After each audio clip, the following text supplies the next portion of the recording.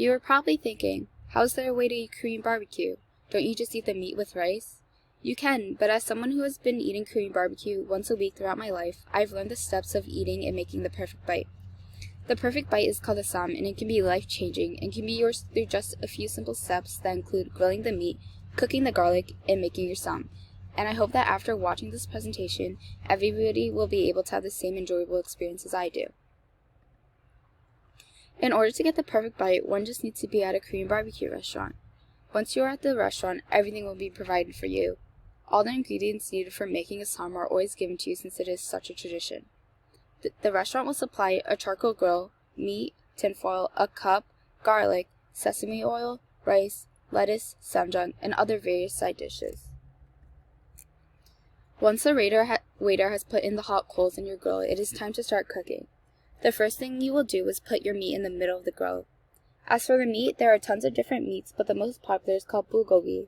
Many people have various meats per dinner, but according to the article, The Ultimate Beginner's Guide to Korean Barbecue, writer Emily says, start with non-marinated meats such as brisket or pork belly, then move on to richer tasting marinated meats. The reason for putting the meat in the middle of the grill is to drain all the excess blood from the meat without letting the juice float on the fire. Once you see that the juice is primarily gone, you will now spread the meat. As the meat starts turning a light brown, you will flip your meat. When there's no more red showing on the meat, you can now begin to make your sam. It is important that you don't overcook the meat because the meat will turn dry and lose all its marinade and flavor. While cooking your meat, you can also cook your garlic. Cooking garlic is an essential ingredient in making a sam. The first step to cooking your garlic is to get your foil and cup. The foil needs to be a little larger than the surface area of the bottom of the cup. You're going to put the foil under the cup and mold the extra foil along the sides of the cup to make a little dish. Next, you are going to put some sesame oil and raw garlic in the dish and place it on the grill. Once the oil starts to bubble and the garlic is nice and gold, it is ready. The last thing to do is tie your ingredients all together by making a sam. A sam can be looked at as a lettuce wrap. You're going to grab a big piece of lettuce and add some rice. Next, you're going to add meat. The meat should be the main part of your sam, so make sure you pick a nice sized one. Those three ingredients are basically the base of your sam, but if you want something even better, you add your garlic and the samjang. Samjang is a traditional Korean sauce that is both spicy and flavorful. Adding just a smear on top of the meat will enhance the flavor of the meat, but make sure you don't put too much or it will overpower the meat.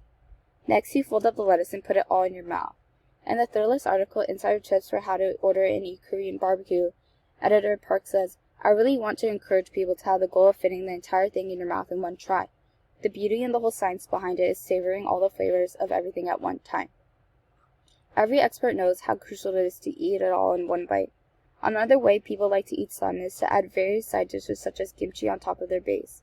Once you have tried your first sam, you can choose what you've liked and didn't like, which will allow you to customize your sam to whatever you prefer. Grilling the meat, cooking the garlic, and making the sam can be a bit hassling compared to any other food, but it is totally worth it. With amazing food, fun environment, and good company, Korean barbecue can create fun, long-lasting memories.